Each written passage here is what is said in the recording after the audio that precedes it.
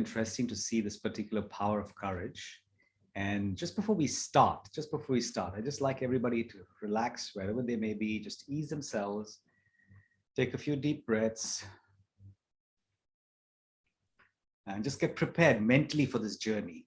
So it's good possibly that your mind is in a few different directions, thinking about a lot of things right now, but just invite it to this place, to the present moment. And if there's anything that's lingering in the mind, it means it's something you got to do. So you can probably write that thing down so you can attend to it after 40 minutes and just clear the space and instruct your mind to actually become clear, to ease itself into the present, and to fully focus. The mind is extremely obedient, provided we give it the right instructions in the right fashion. So gently instruct the mind to be here, to be now in the present. Anything else comes, say, okay, I'll take care of you later.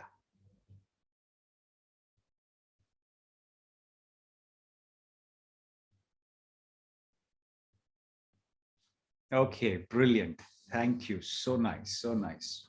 Do appreciate the mind. Yeah? As it keeps becoming more and more obedient, you do appreciate it and say, well done. Thank you so much for letting me be here and to focus. Nice to treat the mind that way. And it'll start listening to me more often. So when you look at this word courage, there's so many dimensions to it, and there are so many different ways we look at courage. One of the most common ways of looking at courage is being able to go out there and do things in a very fearless fashion, right? And so they say it's very important that we look at things that we are scared to do, we have fear about, and then the best way to overcome that particular fear is to get into it and start doing it anyways, and to face it. And there is no other way that you can do it. Now, that's one way of looking at fear in terms of things you got to do, efforts you have to make. And I believe there are a lot of opportunities out there. It's because of the lack of courage that I'm not able to do them, right? And they say it's not about having no fear. It's not the absence of fear, they say, that matters. But it's about knowing that, okay, there can be fear in that area, but still I muster courage to go and do it. And so many times I've heard people say that courage is not the absence of fear, but it's just having that energy to recognize there is some fear there, but that's okay. And it's part of how things are meant to be. You know, it's almost impossible to be in a space where zero fear exists. For example, if I were to cross a road which has a lot of traffic on it, I mean, there is a little fear that will stop me from just barging into that road. All right. So that fear over there helps me to wait, watch, to be cautious, and then to cross. So there are certain reasons why we have that fear, and that's perfectly fine. However, we must not allow this fear to come in the way of opportunities. And that's where I need to be able to have this discerning power first, to discern and to know when I'm supposed to stop and let go, when I'm supposed to understand that, hey, this is the time for me to take that step of courage and to walk up and to grab that opportunity, despite the little bit of fear that might come into me, because I'm probably doing it for the first time or not. I remember the time when I used to be in school. And in school, I would have, I would look at people going up on stage and debating. And it used to happen every fortnightly. We'll have these evenings, which are debates. And I would always want to be a debater. I'd look at them going on debating. I'll say, one day I want to start debating. And I'll say, okay, I remember doing that in my 7th standard. I said, 8th standard, I'll start debating. 8th standard, I wouldn't go up because I just could not muster up the courage. 9th standard, I said, definitely I'll do it. But 9th standard, I never debated. 10th, I said, now I will do it. No way. 11th, no. 12th, no. Complete school, high school, I never went up and did any debating. Then came college, and I said, you know what, enough is enough. If it's not now, it is never. And so I said, okay, fine, there is a fear in my heart. So what should I do? I said, just go and face it no matter what. So I said, my biggest fear was, what if I forget things? I'll be looking at people, they look into me and they laugh and whatever stuff. So I remember going for the first debate competition in my college, and I pushed myself. I said, just go and do it. So I took the script in my hand, and I was somewhere in the middle order. I just remember looking into my script, word for word, just reading it out, not even looking at the audience for 1 second. And I just read it. And then I finished it, thanked them, and walked away. All right. I probably came last in the debate competition, but I know that that was an important step for me. After that day, I would look for every opportunity to go up and speak. The next year, I was, nominated by my college to my university level. And then I won at the university level to represent my university at a national level university competition, which was happening in New Delhi, which is the capital in India. It is still. And I didn't win there, but I know that there was such a huge progress, and I would have denied myself such an opportunity if I had just not mustered that courage up to walk up. What was the fear really? It was just the fear that I might mess up. I might forget my script. I might fail. And that was a fear which was so false, actually. It was not true. I mean,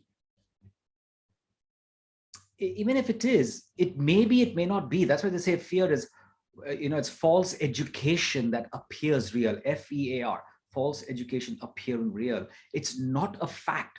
And I believe that all fear is just in the mind of ours. It's not a real thing. We give it power. Right? So we are usually having all the powers within us.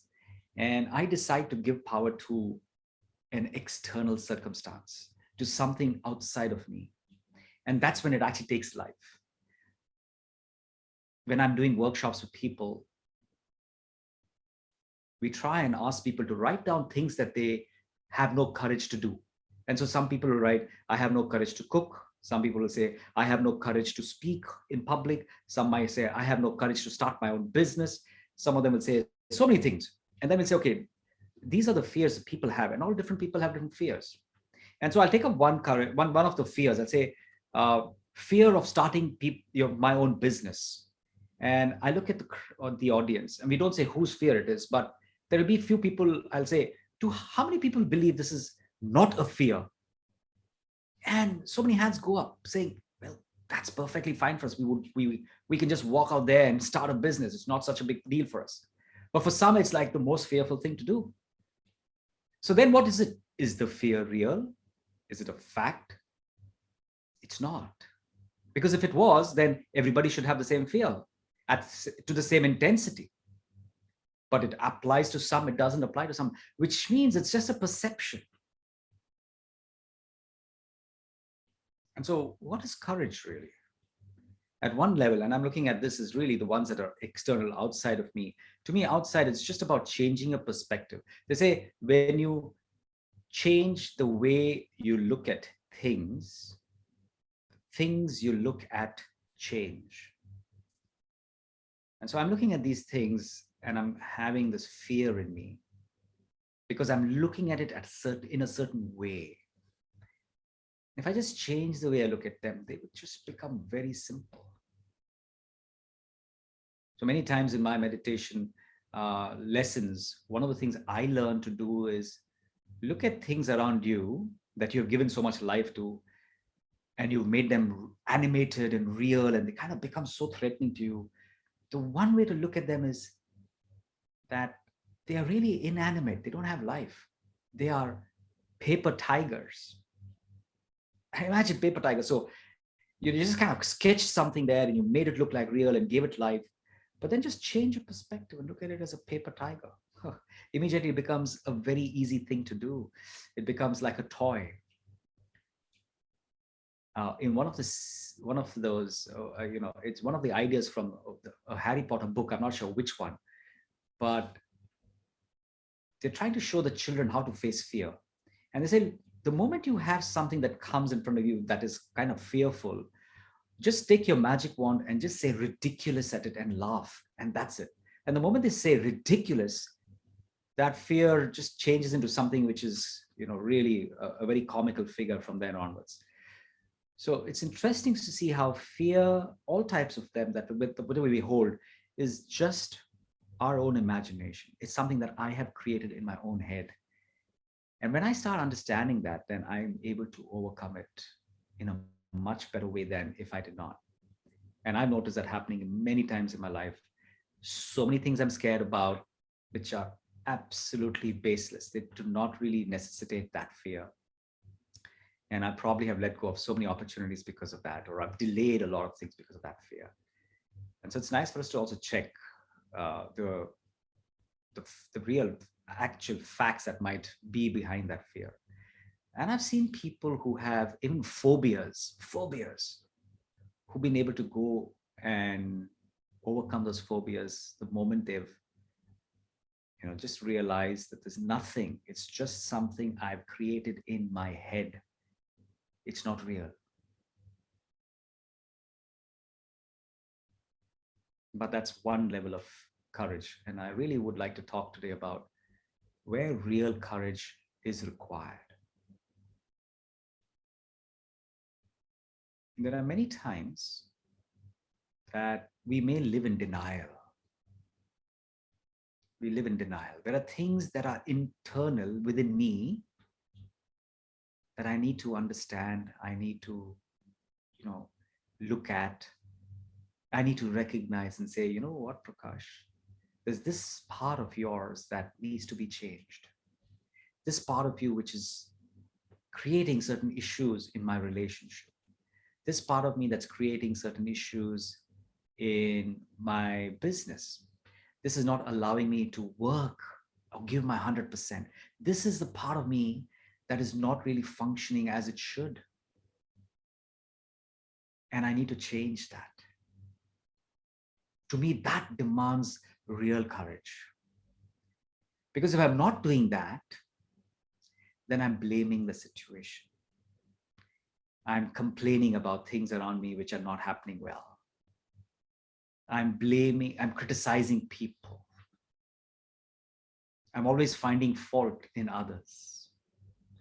Or I'm simply saying, you know what, these things are all, sour grapes like that. I don't like these. These are not good for me. They don't really have to be the way they are, whatever. So what happens is if I'm not having the courage to turn within, look at myself, see things the way they are, objectively, of course, need to see them objectively, but I need to look at the self. And then I need to be able to say, yes, here's something I have to change. It may simply be something I just have to let go, or it may be something that I need to acquire, either or. But I'm not doing that. And so why is it that I'm not able to it's supposed to be simple, right? I'm just supposed to look at myself, see what I have to change, and just change it. But why am I not doing that? And to me, the biggest reason for me not able to do that is the lack of self-esteem or belief in myself or trusting your own self.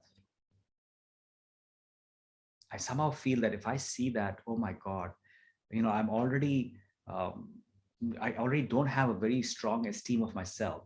And if I start seeing some of those defects inside, if I start acknowledging and recognizing that, you know what, there's something wrong in the relationship, not because of the other person, something wrong in my business, not because of the environment or not because of the business climate, it's because of my own lackadaisical nature, my own procrastination. It's because of my own inabilities to sense what's happening. Excuse me. And I don't want to recognize that because I already hold myself in low self-esteem. Or I'm actually having a huge ego. It could be either or, right? Where I can be very low in my esteem and I kind of look at myself as a person who's nothing. Or I just believe that I'm everything and I'm complete and I'm full, I'm perfect and nothing can be wrong with me. And so I'm kind of portraying an image that may not be the true image. And so if I'm living in these spaces, then I don't want to really see within. And I'm always kind of seeing what is wrong outside. And that's easy. It's very easy for me to point out to something that's not happening well, to look at the imperfections of other people, to blame a certain person, a certain relationship, the government, or anything. Very easy for us to do that. And then I absolve myself because there are certain evidences. Other people also second me. Yeah, you're right. This person is really like that. And so you have 3, 4 people saying that. So I don't want to look at myself. I'm happy. I'm moving on. But I think I need to be. If I need to have mercy on my own self, mercy in the sense that, I mean, I can't live in denial, right? They say you try to cheat the world. It's fair enough, but cheating yourself, what's the point? Because if I'm not sorting things out within, then this is going to really, constantly it's going to be there in some space inside. And I would know that there's something wrong, but because I didn't muster the courage to recognize it, see it, and sort it out at the right time, it's just going to be carried there. I'm not going to be fulfilled. Although I'm trying to blame others, somewhere I know that, I also need to change, but I'm not recognized it. So unless I start taking that responsibility, there will be no change. And there's no change. Things are going to be the same in not just one aspect of life, but in other aspects of life as well. And so it's really going to be that slippery slope that I'm going to be just going down on, and I'm not going to be going forward. So, and what courage is going to do for me is it's going to say, okay, stop, Prakash. Enough is enough. Start from a space of understanding that I am unique, I am special. All right, so first, I need to develop the self-esteem. I need to really look at myself, and not from a space of emptiness. Why does ego come?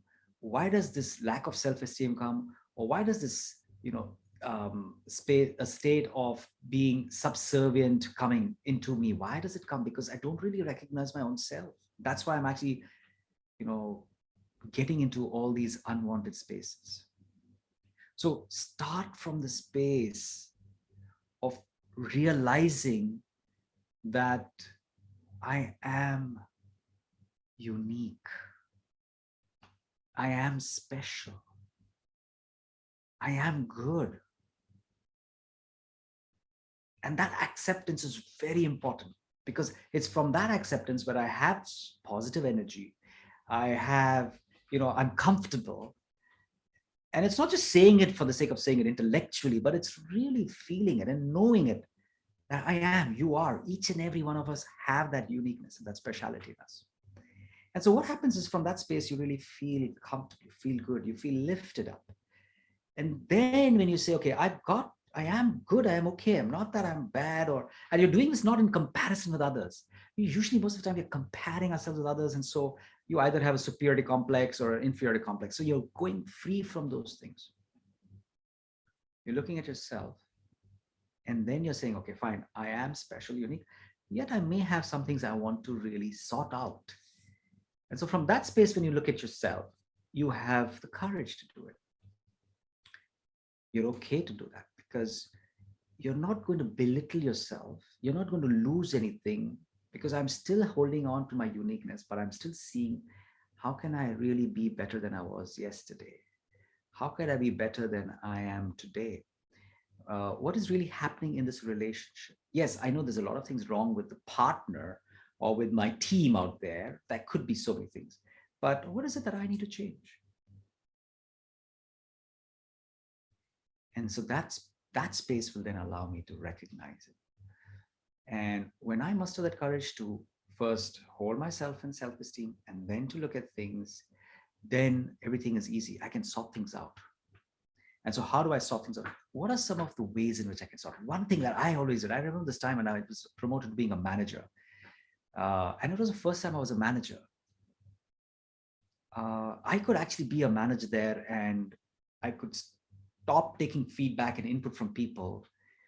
And that would have not let me grow much in life, I feel. And I was quite young when I actually got that space. But you know what I saw myself as? I said, I'm a student of management. This position that I got as a manager is it's God's blessing, it's God's grace. I was actually an executive in sales, and I got doubly promoted or even triple promoted when I became a regional manager of a place. And so when I got the promotion, okay, I did just have educational qualification which supported me to get there, but I didn't have any experience. So I said, okay, I'm a student of management. And so what I used to do is I used to get feedback from people, from the other managers, from my colleagues, from my own people who would report into me, from my boss. So I would always want to listen to them. And when they would come and tell me something, even if I didn't ask, tell me something, I was keen to listen. Why? Because I had this thing that I am a student. And I think that perspective of just being a student gives a lot of courage for us to look at our own selves and say, okay, I'm a student of life. I'm a student that I want to learn constantly. I want to develop. That kind of makes us have a growth mindset rather than having a fixed mindset. And when there's a growth mindset, we're not scared of failures. A student is not scared of failures. A person who's a sports person, a real sports star, a person who has a sportsman spirit, loves to go and play the game and wants to give their best shot. Their intention is to win. Their mindset is to win. But more than anything else, they give their best shot. And if then they don't win, they're okay, but they gave their best shot. And so I think for us as well, we got to rid ourselves from that fear that I would fail. I'm a student and I don't fail. I'm getting feedback. I'm learning every single moment from such situations, circumstances, people. And so let me just stay back as a student and look at myself and say, okay, what should I change now? How can I be better tomorrow? And so that's one very good aspect I have been using to help me, to move forward. The other one is responsibility. I have stopped. I've stopped. I've stopped uh, blaming things for anything that goes wrong with me. I've started taking or this responsibility as the ability to respond, right? It happens only when I say, I am responsible for what's happening. Good things happening in my life, who's responsible? I should understand that I'm responsible. Bad thing happens in my life, who's responsible? Somebody else is responsible. That's not how it works. I am responsible. So it's my fault, really. It goes well, it's my fault. It doesn't go well, it's my fault. So I have got to start learning to take that responsibility. Only then that will be changed. The moment I start blaming others, no way, that change will never take place. That change will never happen. You can only manage things that you are responsible for. You cannot manage things you're not responsible for. And there's only one thing that you're 100% responsible for and you can control, that's yourself. And so we have to start understanding life from that perspective. And also accountability. Knowing that it's only me and nobody else who's going to help me. Feedback will come, signals will be thrown at me. People might say it, they might not say it. But I have to see reality around me, right? How are things really moving alongside with me?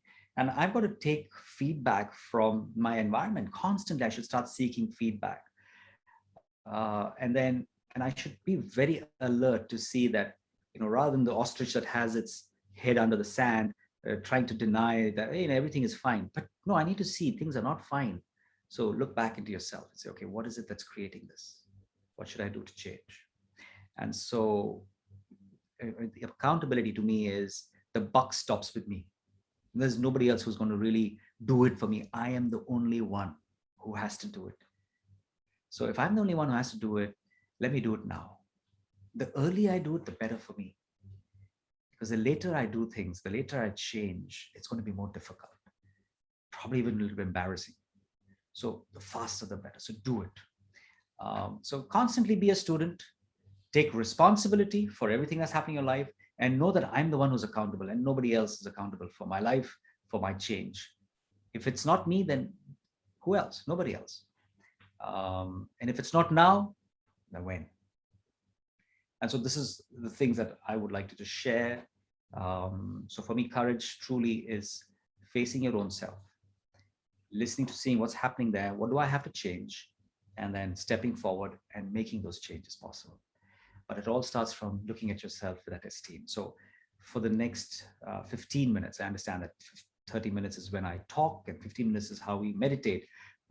So I think we are right on time, spot on, to meditate, to see how we can take this beautiful journey forward.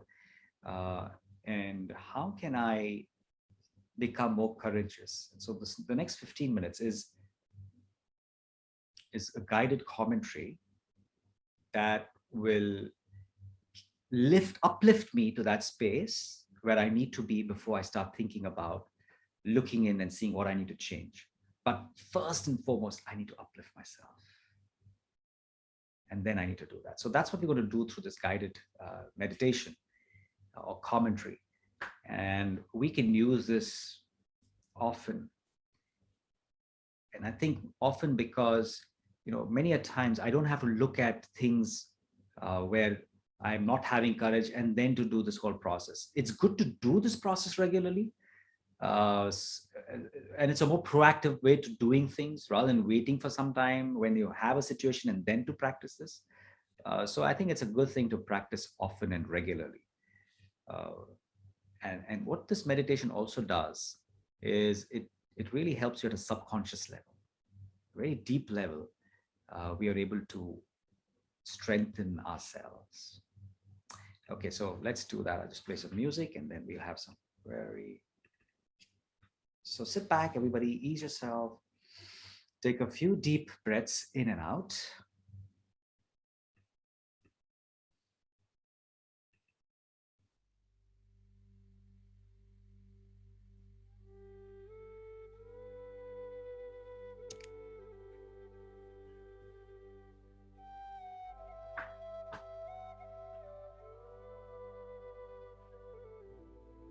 Invite your mind to be in the present moment, completely aware of what's happening, the lighting of the room, the temperature, the sounds around, the people. Absolutely aware, but not distracted.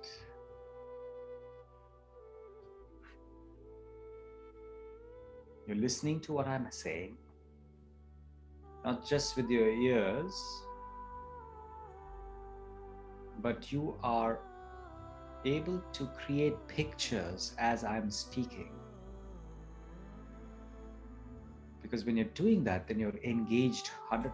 So as you listen to what I'm saying, it's good to create some beautiful pictures.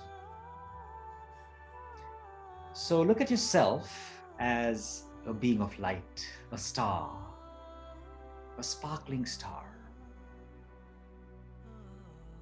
the living, conscient being within, the one who is speaking through the mouth, the one who is listening from the ears, the one who's feeling through the skin. That entity, that living entity, the feeling entity, the thinking entity, the being is me, this point of light, the star,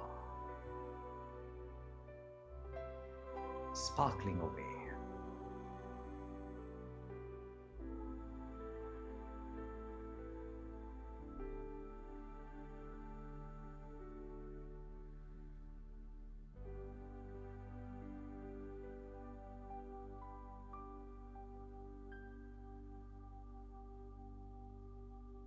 I am unique. Whilst I'm connected with everyone else in this world, yet I'm completely unique.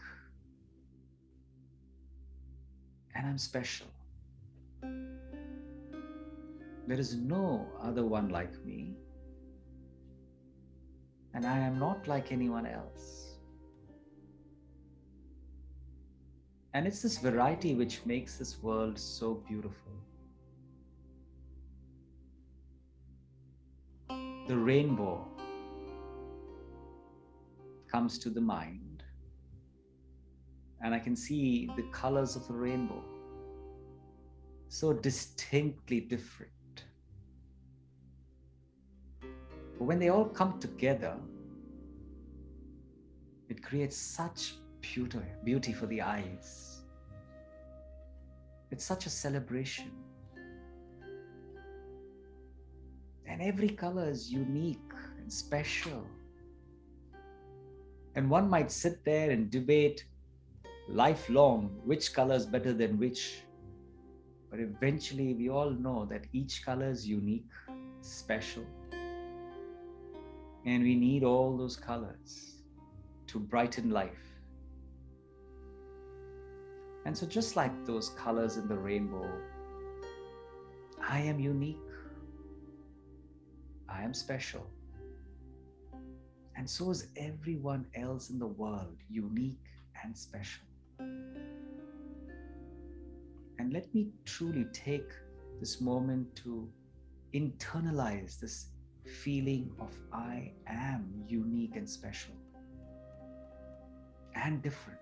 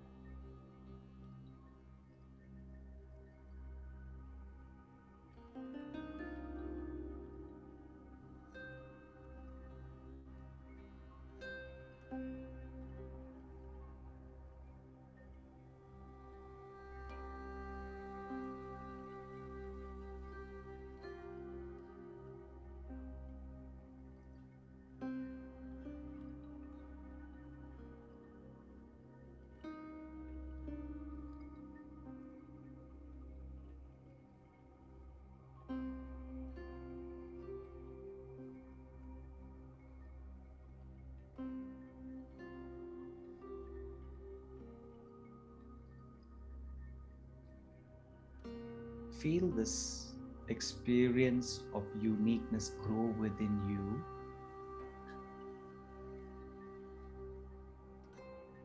And feel empowered. Because the more unique you feel yourself, the more special you understand yourself to be,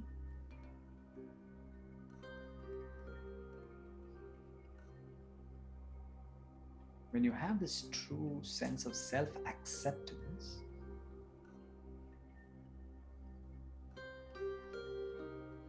that as you are special. As you are unique. Then there's an immense power that you generate for yourself inside.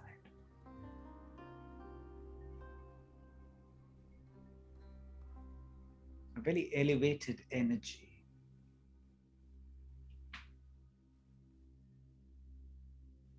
But very pure and a warm energy for yourself.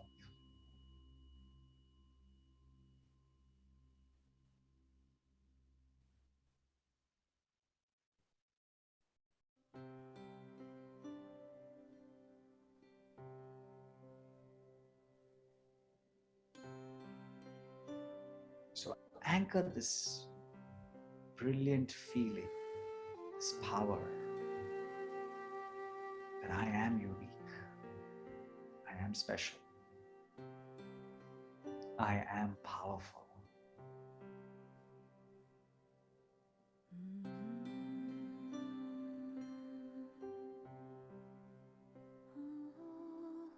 And from here,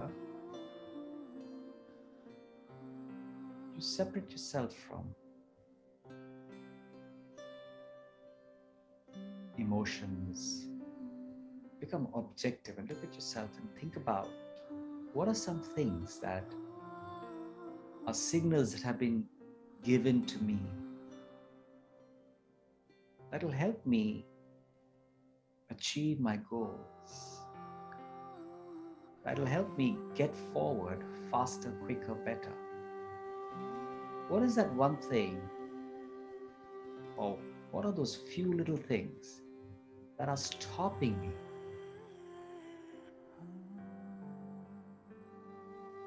from being a better version of myself?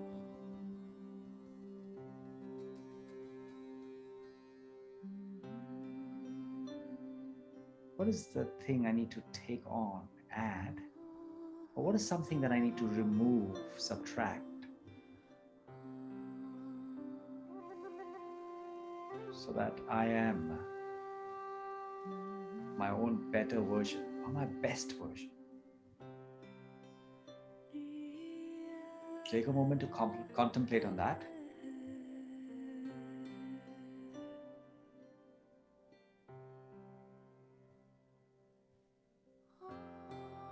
And now I want you to picturize, create this picture of yourself in a space where you've either taken off something that you felt was not favorable, or you've acquired something that you felt is favorable for you. So look at yourself with this particular quality or without something that you don't require, and visualize yourself in that better version now, and how you are demonstrating yourself, how you are interacting with others as this version that is better now of your own self, having changed,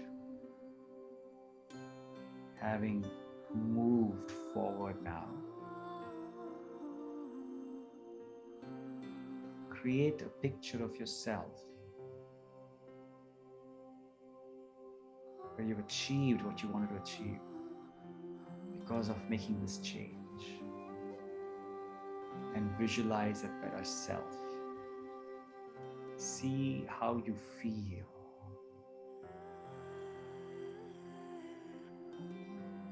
See how you behave, how you act, the results that you start getting because of this new behavior now, because of this change. The result in terms of your relationship with your own self first. How do you feel about your own self? The result in terms of how you are in relationships with others. How does it affect you and impact your professional life, your work, your business, your family?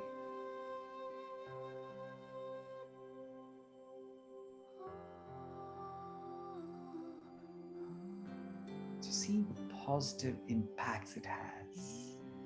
Because obviously, if you're a better version of yourself, then the impact is going to be better. And so look at those and understand that creating that change is very simple.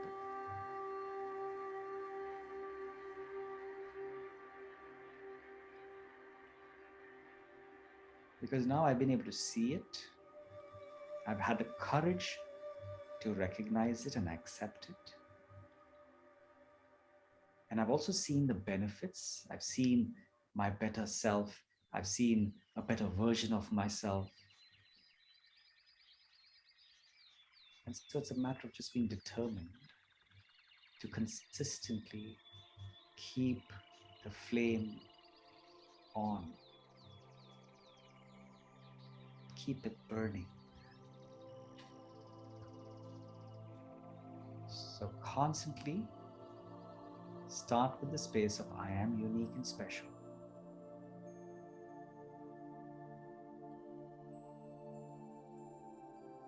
Accept yourself the way you are to start with, and then see what more to be my better version, and then bring back the determined thought and infuse that inside yourself.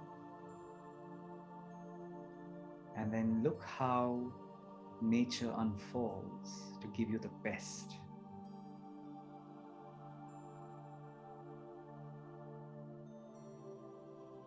Thank you and greetings of peace.